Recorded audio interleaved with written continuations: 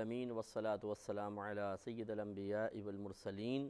اما بعد فاعوذ باللہ من الشیطان الرجیم بسم اللہ الرحمن الرحیم۔ الحمدللہ سورہ بقرہ کی آیت نمبر 228 پر کلام چل رہا تھا، جس میں اللہ تبارک و تعالی نے ایسی عورتوں کی مدت عدت کو بیان فرمایا کہ جو مطلقہ ہیں، پہلی بات یہ، دوسرا یہ کہ ان کی رخصتی وغیرہ ہو چکی تھی، نمبر 3 وہ غیر حاملہ ہیں، نمبر 4 انہیں باقاعدہ حیض آتا ہے، ان کی مدت عدت 3 حیض ہوتی ہے۔ اور پھر اللہ تعالیٰ نے بیان فرمایا کہ اگر عدت سٹارٹ ہو گئی، اس سے پہلے پریگننسی نہیں تھی، عدت سٹارٹ ہونے کے بعد ظاہر ہو گئی، تو عورتوں پہ واجب ہے، بلکہ میں اس کو فرض بھی کہوں تو کوئی تعجب خیز بات نہیں ہے، کیونکہ اس پہ سخت الفاظ بیان کیے گئے ہیں کہ فرض ہے عورتوں پر کہ وہ اپنے اس حمل کا معاملہ ظاہر کر دیں۔ یوں نہ سوچیں کہ یہ 3 حیض تو میرے ختم ہو جائیں گے 2 مہینے میں، اور اگر میں بتا دوں گی کہ حمل ٹھہرا ہوا ہے تو پھر مدت چلی جائے گی شاید 8 یا 9 مہینے میں، تو بھائی جھوٹ بول دو، یہ حرام ہوگا، یاد رکھیں، کیونکہ قرآن کا حکم موجود ہے کہ عورت کو اپنے حمل کو ظاہر کرنا واجب ہے۔ اس کے بعد اللہ تعالیٰ نے اگلی بات بیان فرمائی کہ ان عورتوں کے شوہر زیادہ حقدار ہیں انہیں لوٹانے کے، لیکن کب؟ اگر وہ اصلاح کا ارادہ رکھتے ہوں۔ اسی پر ہمارا کلام چل رہا تھا کہ شوہر عورت کو اپنے عقد میں باقی رکھنے، اپنے پاس لوٹانے کا زیادہ حقدار ہے۔ حق کے لفظ سے ظاہر ہو گیا کہ معلوم ہوا کہ یہ حق شوہر کو دیا گیا ہے، یعنی شوہر کو یہ حق حاصل ہے کہ وہ رجوع کر سکتا ہے، لڑکی راضی ہو یا نہ ہو، یہی فقہاء کرام کا فیصلہ ہے، اور اسی میں فائدے اور بھلائی ہیں۔ بعض اوقات بہنیں غصے میں آ جاتی ہیں ایک دم، یہ کیا بات ہوئی، مرد کو اختیار ہے ہمیں اختیار نہیں ہے۔ پھر مسئلہ یہ ہے کہ دیکھیں، قرآن یا حدیث، اس کی تشریحات علماء اسلام کا کام ہے، فقہاء اسلام کا، اور وہ ایسے نہیں تھے کہ وہ اپنے مرد ہونے کی وجہ سے معاذ اللہ ثم معاذ اللہ قرآن اور حدیث کی تشریحات اپنی مرضی کے مطابق کر لیں۔ ایسا سوچنا بھی گناہ ہے، اس لیے کہ وہ صاحب تقویٰ تھے، پرہیزگار تھے، وہ امین تھے علم کو لوگوں تک پہنچانے کے۔ یہ میں اس لیے آپ کو وضاحت کر رہا ہوں کہ ایسے بہت سے لوگ موجود ہیں اسی معاشرے میں جو ان فقہاء کو برا بھلا کہتے ہیں کہ یہ فقہاء نے اپنے پاس سے مسئلے بنا دیے، عورتوں کے خلاف مسئلے بنا دیے، اور ان فقہاء کی بات ہم نہیں مانیں گے، عورتوں کو آزادی ملنی چاہیے۔ اس طرح کے لوگوں کو باقاعدہ یہ مطلب کوئی برا نہ مانے، اور مانے تو بہرحال مانے، کہ بہرحال یہ بعض اوقات پیڈ ہوتے ہیں کہ ان کو باقاعدہ پیسے دیے جاتے ہیں اس قسم کی باتیں بولنے کے۔ ان سے ایک کویسچن کر لیا جائے کہ اگر ایک رائے فقہاء کی تمہیں اپنے خلاف محسوس ہوئی اور آپ نے ان پہ آبجیکشن کر دیا کہ یہ انہوں نے صحیح نہیں کیا ہے، تو پورا دین خطرے میں پڑے گا کہ نہیں پڑے گا، یہ بتائیے۔ کیونکہ ہو سکتا ہے کہ آپ کے کہنے کے مطابق اگر مان لیا جائے کہ اس مسئلے میں فقہاء نے خیانت سے کام لیا ہے اور انہوں نے مردوں کے حق میں جان بوجھ کے فیصلہ کر دیا، تو پھر ہر مسئلہ متنازع ہو گیا۔ ہو سکتا ہے دوسرے مسئلے میں بھی خیانت کی ہو سکتا ہے تیسرے مسئلے میں بھی اپنے ذاتی مفادات کو بنیاد بنا کے فیصلے کیے گئے ہوں، تو پھر اس کا مطلب یہ ہوا کہ پورے دین کو چھوڑ دیا جائے، اس لیے کہ دین انہی سے چل کر آپ تک پہنچا ہے، انہی لوگوں کے ہاتھوں سے قرآن ہم تک پہنچا ہے کہ یہ اللہ کی کتاب ہے، انہی لوگوں کے ہاتھوں سے حدیثیں ہم تک پہنچی ہیں کہ یہ اللہ کے نبی کا کلام ہے۔ تو اگر آپ ان علماء کو ہی متنازع فی بنا دیں گے، انہی کے اوپر مطلب شک و شبہ کریں گے، ان کی امانت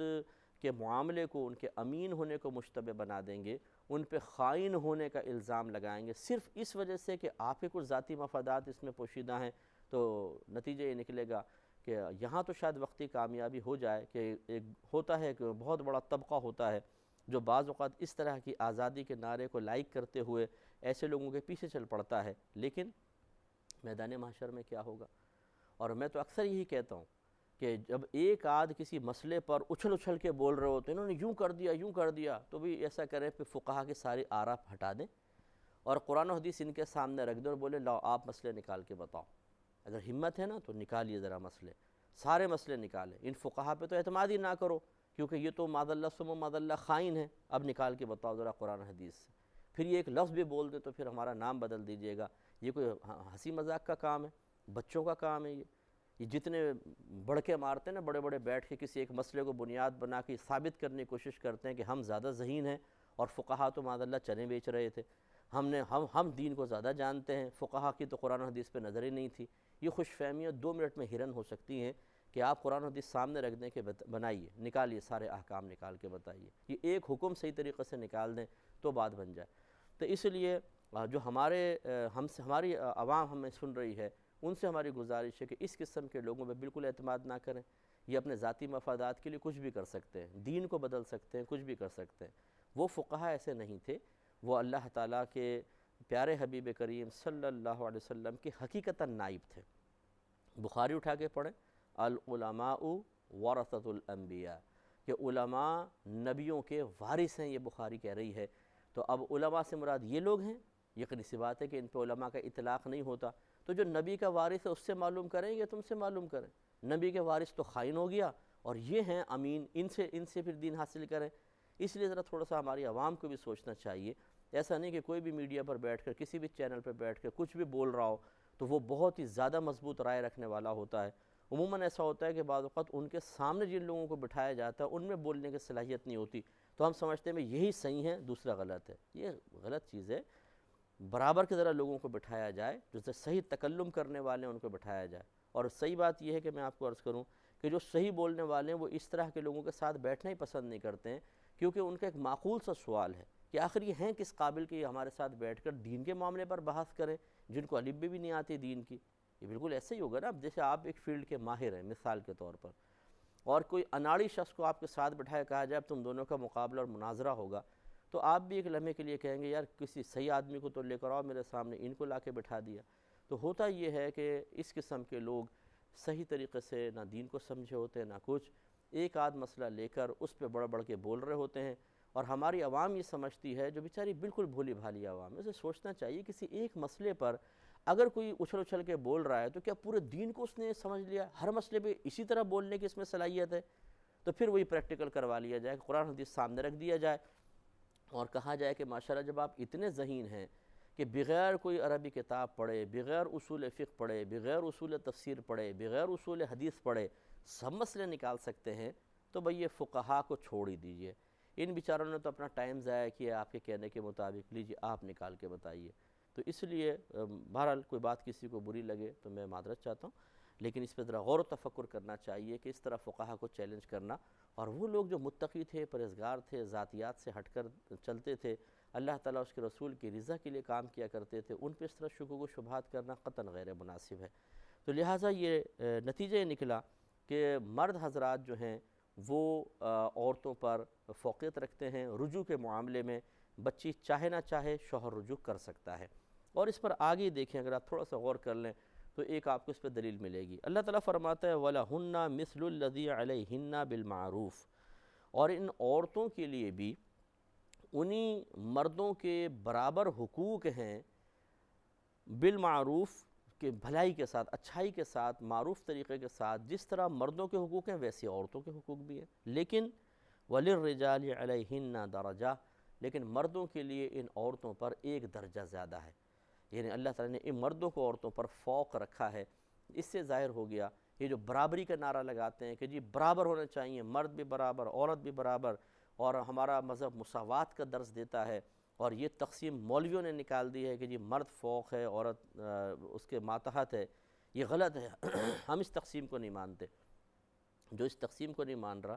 اصل میں وہ اس آیت کو نہیں مان رہا، وہ اس آیت کا منکر ہے۔ اللہ تعالیٰ واضح فرما رہا ہے کہ عورتوں کے لیے بھی ویسے حقوق ہیں جیسے مردوں کے لیے ہے، بھلائی کے ساتھ، عرف کے ساتھ، عرف کے مطابق، اچھائی کے ساتھ، لیکن اللہ تعالیٰ نے مردوں کو عورتوں پر یک درجہ فضیلت عطا فرمائی ہے، ان کو بلند درجہ دیا ہے۔ جیسے مثال کے طور پہ دیکھیں طلاق کے معاملے میں مرد کو اختیار ہے، عورت کو نہیں، اسی طرح رجوع کے معاملے میں مرد کو اختیار ہوگا،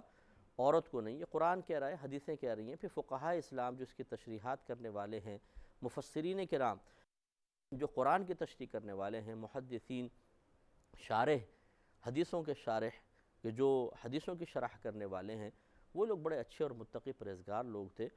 یہ الگ بات ہے کہ ان کی آراء میں بھی اختلاف رہا ہے، اس کو کوئی انکار نہیں کر سکتا، لیکن ایک علماء کا گروپ ہوتا ہے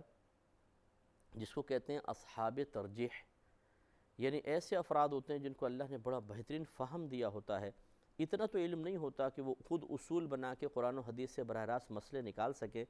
لیکن ان میں اتنی قابلیت و صلاحیت ہوتی ہے کہ اگر دو مسائل آپ ان کے سامنے رکھ دیں جو آپس میں ٹکرا رہے ہوں، متعارض ہوں اور ان کے الگ الگ دلائل ہوں، تو اللہ نے ان کو اتنی صلاحیت دی ہوتی ہے کہ وہ اس کی دلیل کو پڑھتے ہیں اور غور کرتے ہیں، اس والے کی دلیل بھی پڑھتے ہیں، غور کرتے ہیں، اور یہ فیصلہ کر لیتے ہیں کہ یہ دلیل قوی ہے، یہ تھوڑی سی کمزور ہے، اور اس قول کو اس پر فوقیت ہونی چاہیے۔ یہی وجہ ہے کہ آپ کو جو مسائل ملتے ہیں اپنے سامنے، یہ فقہا کی بڑی محنتوں کا نتیجہ ہے۔ تو لہٰذا خلاصہ کلام یہ ہے کہ خود قرآن یہ کہہ رہا ہے کہ مردوں کو عورتوں پر یک درجہ فضیلت حاصل ہے، تو بہنوں کو یہ معلوم ہونا چاہیے اور اس کو قبول کرنا چاہیے، اس لیے کہ اللہ کا فیصلہ ہے۔ اللہ کے فیصلے پہ کبھی اعتراض مت کیجیے گا۔ بعض اوقات اس طرح کی گفتگو ہم سن لیتے ہیں کہ اللہ تعالیٰ کے احکام سے باغی ہونا شروع ہو جاتے ہیں، معاذ اللہ ثم معاذ اللہ۔ یہ سب سے پہلی بغاوت شیطان نے کی تھی۔ تو اگر کوئی بغاوت کر رہا ہے یا بغاوت پر ابھار رہا ہے تو حقیقتاً اس کا جد امجد وہ رہا پیچھے شیطان، کہ اس نے سب سے پہلے اللہ تعالیٰ کے حکم سے بغاوت کا اظہار کیا تھا، یعنی جو اعلانیہ طور پہ ہمارے سامنے، ورنہ اس سے پہلے جنات بھی تھے جنہوں نے نافرمانی کی، ان کو ہلاک کیا، لیکن جو باقاعدہ نقل کی شکل میں ہمارے سامنے موجود ہے، منقول ہے، وہ اسی کا واقعہ ہے کہ جب اللہ تعالیٰ نے آدم علیہ السلام کو پیدا فرما کر اس کو اور فرشتوں کو سجدہ کرنے کا حکم دیا تو اس نے انکار کر دیا، اور اس نے انکار ایسے نہیں کیا، اس نے بھی اپنی عقل لڑائی، اللہ تعالیٰ کے حکم کے مقابلے میں بیجا عقل لڑائی، اور اس نے کہا کہ تو نے مجھے آگ سے پیدا کیا ہے، آدم علیہ السلام کو مٹی سے پیدا کیا ہے، اور آگ مٹی سے افضل ہوتی ہے تو میں کیوں سجدہ کروں؟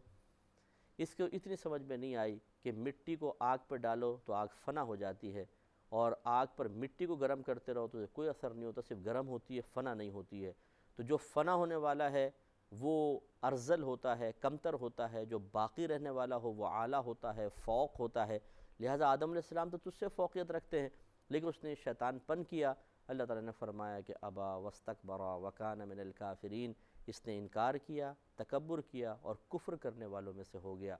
تو کوئی برا نہ مانے، لیکن یاد رکھیے اللہ تعالیٰ کے احکام سے بغاوت کا اظہار کرنا، اس پر مطلب بغیر رکے اور بغیر خوف کے کمنٹس دینا، اور پھر لوگوں کو ابھارنا کہ وہ بھی اس طرح کریں، یہ آخرت کو برباد کر دے گا۔ اس لیے ہماری کوئی بھی بھائی، ہمارا کوئی بھائی ہو، کوئی بہن ہو، جنہوں نے کبھی اللہ تعالیٰ کے کسی حکم پر ناگواری کا اظہار کر دیا ہو، یا دل میں ناگواری پیدا ہو، یار یہ اللہ نے کیا حکم نازل فرما دیا، اس طرح ہوتا ہے بعض اوقات، اور وہ اسی قسم کی سنی ہوئی باتوں کا نتیجہ ہوتا ہے جو کہیں لاشعور میں چھپی ہوتی ہیں، اور وہ ہمیں گائیڈ لائن دے رہی ہوتی ہیں، ہماری طبیعت میں بغاوت پیدا کر رہی ہوتی ہے، اور ہماری زبان سے اس قسم کے الفاظ نکل جایا کرتے ہیں، تو پھر فوراً اللہ کی بارگاہ میں رجوع کریں، توبہ کریں۔ اللہ نے جو حکم بیان فرمایا وہ بڑا حکیم مطلق ہے، پوری کائنات کا نظام وہی چلا رہا ہے، گیلیکسی کا نظام اللہ تعالیٰ ہی چلا رہا ہے، آپ اور میں یہاں سائنسدان نہیں چلا رہے ہیں۔ یہ سائنسدان تو حیران ہیں، اللہ تعالیٰ کی چیزیں جو اللہ کی مخلوق ہے اس کو دریافت کر کر کے حیران ہیں، اس پہ تحقیق کر کر کے حیران ہیں کہ کس قدر بہترین طریقے سے ان کو پیدا کیا گیا ہے، کس طرح، یعنی بنانے والی ذات جو ہے بہت بڑا علم رکھنے والی ہے۔ آج تک باڈی دیکھیں پوری کاٹ کر رکھ دی ہے، لیکن نئے نئے انکشافات اب بھی ہو رہے ہیں، نئے نئے انکشافات۔ خود سوچئے کہ وہ رب کریم جس نے پوری کائنات بنائی، جو اس کائنات کا نظام چلانے والا ہے، اور اس نظام کو چلانے سے ایک لمحہ بھی غافل نہیں ہوتا ہے، وہ معاذ اللہ خلاف حکمت ہوگا، وہ کم علم ہوگا؟ یہ بعض لوگ اسی طریقے سے قرآن کے احکام پر اس طرح طنز کر رہے ہوتے ہیں، اور لیکن اللہ تعالیٰ پہ نہیں کرتے ہیں ڈائریکٹ، علماء کو کی آڑ میں۔ یہ مولویوں نے یہ کر دیا، مولوی نہیں چاہتے کہ عورتیں برابر ہیں۔ ارے بھائی، مولویوں کا اپنا دین تو نہیں ہے نا، قرآن کہہ رہا ہے کہ اللہ تعالیٰ نے فرمایا کہ عورتوں کے لیے بھی ویسے حقوق ہیں جیسے مردوں کے لیے، لیکن اللہ نے مردوں کو عورتوں پر ایک درجہ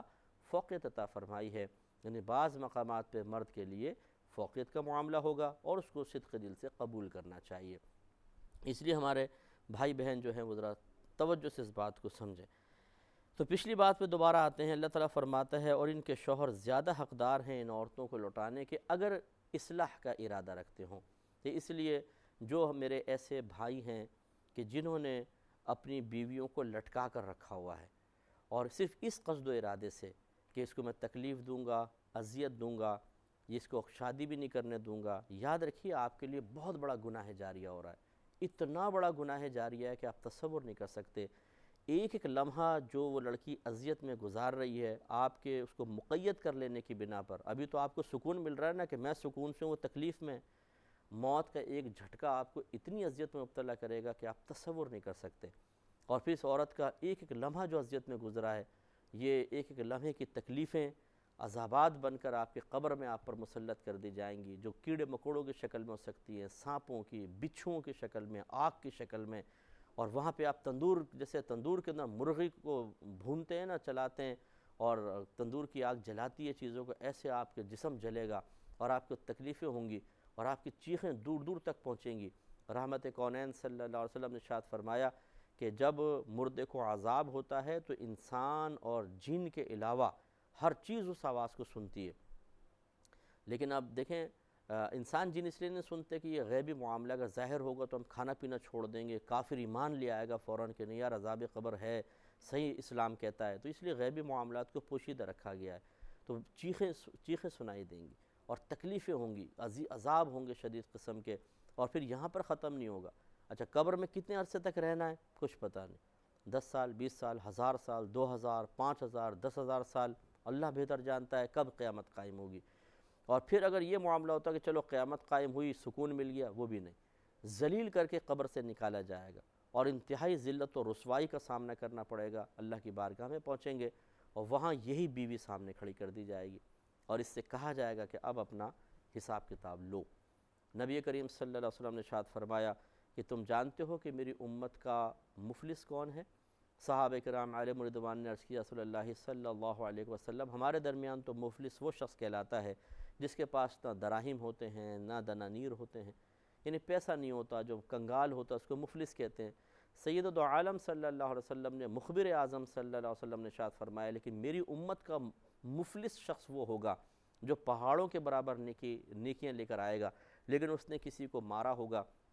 کسی کو گالی بکی ہوگی، کسی کا مال کھایا ہوگا، تو اس کی کچھ نیکیاں یہ لے جائے گا، کچھ نیکیاں یہ لے جائے گا، کچھ نیکیاں یہ لے جائے گا، حتیٰ کہ اس کے نام مال میں ایک بھی نیکی باقی نہیں رہے گی۔ اب آپ اندازہ کریں کہ یہی بیوی جس کو آج آپ نے آرام چھوڑ کر اور آرام سے دوسری شادیاں کر کے باہر کے ملک میں رہ رہے ہیں، اور وہ بیچاری یہاں پہ اپنی زندگی گزار رہی ہے، بعض اوقات ایک آدھ بچہ بھی اس کے ساتھ چھوڑ دیتے ہیں، وہ اس کو بھی پال رہی ہے، اپنی زندگی گزار رہی ہے، اور دھمکیاں دے، اور مطلب برملا جرت سے کہتے ہیں نہ طلاق دوں گا اور نہ ساتھ رکھوں گا۔ ارے بھائی آپ نے کیا سمجھا ہے کہ پوری کائنات آپ کے ہاتھ میں آ گئی ہے؟ معاذ اللہ ثم معاذ اللہ، اللہ تعالیٰ آپ کی مرضیوں کا پابند ہو گیا ہے، آپ اللہ کو جو حکم دیں گے معاذ اللہ وہ پورا کر دے گا، اور آخرت آپ کے ہاتھ میں آ گئی ہے۔ وہاں پر یہ جب بچی آپ کے غریبان پکڑ کے آپ کے نام مال سے نیکی نکال کر آپ کو جہنم کا راستہ دکھائے گی، اس وقت پتہ چلے گا کہ ہم نے کتنا بڑا ظلم کیا تھا۔ سلسلہ کلام جاری رہے گا نیکسٹ پروگرام میں بھی، وآخر دعوانا ان الحمدللہ رب